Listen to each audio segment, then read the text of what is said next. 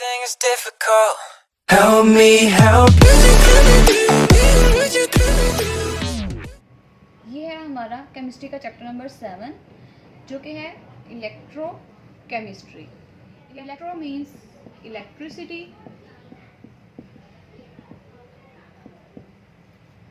And chemistry means chemicals. This is the branch of chemistry which deals with the relationship between the electricity and chemicals. अब हम देखेंगे इसका जो basic इसके reactions होते हैं। इलेक्ट्रोकेमिस्ट्री के अंदर हम दो बेसिक रिएक्शंस देखते हैं, oxidation reactions and reduction reactions. Oxidation और रिडक्शन जब दोनों को कंबाइंडली हम देखते हैं तो वो क्या कहलाता है, रिडॉक्स रिएक्शंस।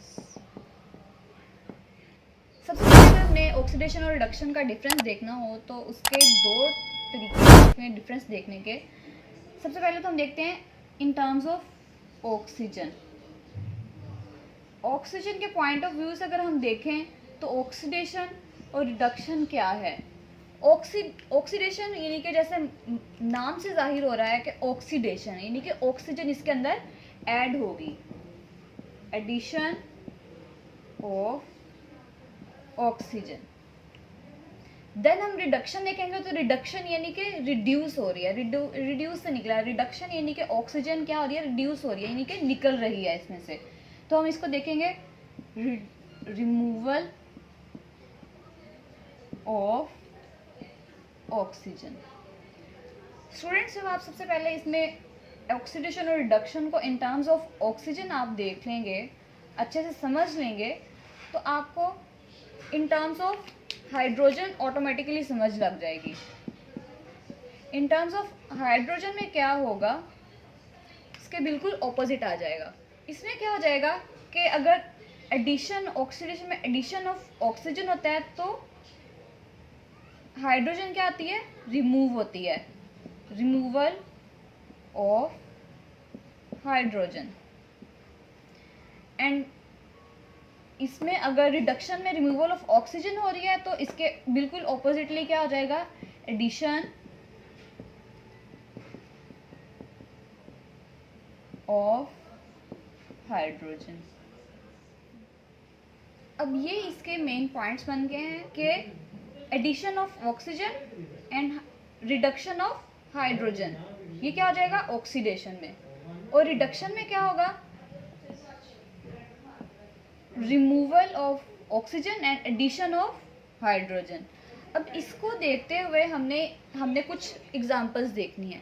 एग्जांपल्स कैसे लेंगे, सबसे पहले हम इन दोनों की सिंपलेस्ट एग्जांपल लेंगे। ऑक्सीडेशन और रिडक्शन एक ही रिएक्शन में होगा, यानी कि ये साइमल्टेनियसली होता है, एक ही टाइम पे होता है। एक ही टाइम पे ऑक्सीडेशन हो रही होती है और एक ही टाइम पे रिडक्शन हो रही होती है। तो हम इसको कैसे देखेंगे, इसकी सिंपलेस्ट एग्जांपल लेंगे।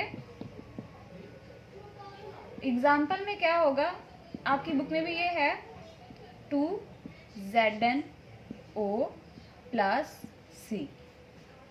अब इसमें जब हम इसको रिएक्शन इसका होगा कार्बन का जिंक ऑक्साइड के साथ, तो ये हो जाएगा 2Zn प्लस CO2। अब यहाँ पे एक चीज़ बेसिकली इसको समझना है आपने कि इसमें क्या हो रहा था, जिंक के साथ ऑक्सीजन क्या हुई है, जिंक से ऑक्सीजन रिमूव हो गई है, रिमूव हो गई है ऑक्सीजन। तो हम ये क्या करेंगे, तो यहाँ पे क्या हुई है, रिडक्शन। और दूसरा बिल्कुल इसी तरह हम देखेंगे कि ये कार्बन थी, तो रिएक्शन जब हुआ उसका तो ये CO2 बन गई, कार्बन डाइऑक्साइड बन गई, यानी कि इसके अंदर ऐड हुई है ऑक्सीजन, ऑक्सीजन ऐड हो गई है। तो ये क्या आ जाएगा, ऑक्सीडेशन। अभी हमने ऑक्सीजन के रिलेटेड एग्जांपल देखी, अब हम देखेंगे हाइड्रोजन की। हाइड्रोजन की एग्जांपल क्या होगी, रिएक्शन होगा H2S प्लस Cl2। इसका जब रिएक्शन होगा तो सल्फर अलग रह जाएगा और ये बन जाएगा, ये भी 2Cl है और ये भी 2H है, तो ये मिलके क्या हो जाएगा 2, ये मिलकर हो जाएगा 2HCl। अब आप अच्छे से समझ सकते हैं और आप खुद भी गेस कर सकते हैं कि यहाँ पे क्या हो रहा है। ये हाइड्रोजन थी, H2S थी, यहाँ पे सल्फर अलग हो गया।